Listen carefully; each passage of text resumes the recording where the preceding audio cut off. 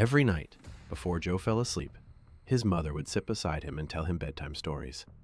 Some were about brave knights, some about magical lands, but sometimes, just sometimes, she would tell darker tales. One cold, windy night, as rain tapped against the window, Joe's mother whispered a story that would haunt him for a long time. "Have you ever heard of the Skinwalker?" she asked softly. Joe shook his head under the blanket. "It's a creature," she continued, "that kills people and wears their skin. It takes their place and lives like them. No one knows who the Skinwalker really is because it looks exactly like the person it kills. But if someone finds out, the Skinwalker kills them too, takes their skin, and keeps living." Joe shivered, his eyes wide with fear. "But it's just a story, right, Mom?" he asked. "Of course, sweetheart," she smiled.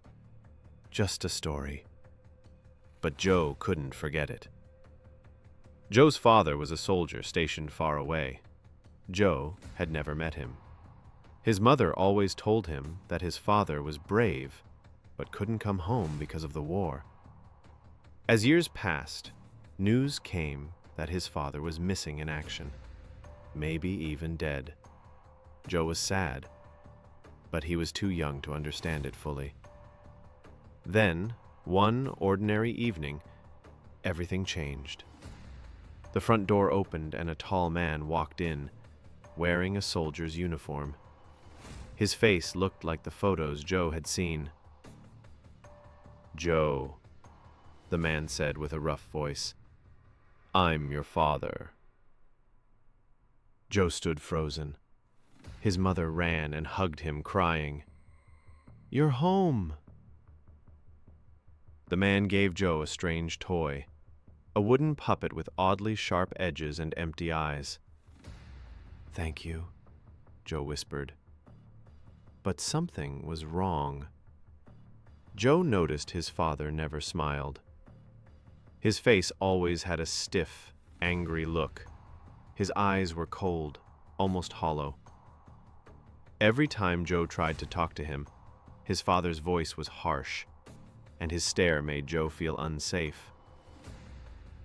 The story of the Skinwalker kept echoing in Joe's mind. What if...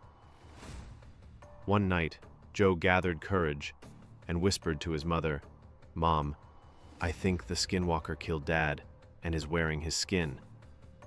His mother's face turned pale for a second, but then she frowned. "Joe, that's nonsense. I told you that story just for fun. Your father is back and that's the end of it. Don't ever talk about this again." But Joe knew what he saw. The way his father moved, the coldness in his voice, how he never blinked like normal people. It wasn't right. That night, Joe woke up hearing faint whispers.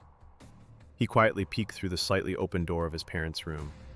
He saw his quote-unquote father standing in the dark, speaking in a voice that was not human, deep, growling, like many voices layered together. "He knows," it said. Then the wooden toy on Joe's shelf twitched. Its head slowly turned towards Joe's bed. Its eyes glowed faint red for a second. Joe's heart raced. The Skinwalker knew. The next morning, the toy was broken into pieces on the floor, smashed, destroyed. His father looked at him with a terrifying grin. "You broke your toy. That was a gift," he said, with a flat voice. Joe didn't reply. He knew the creature had destroyed it to warn him. Stay silent, or else. From that day on, Joe pretended. He acted like everything was fine, like he believed it was really his father, but deep down, he knew. The Skinwalker was real, and it was living in his house. Every night he slept with one eye open, praying that one day someone would believe him before it was too late.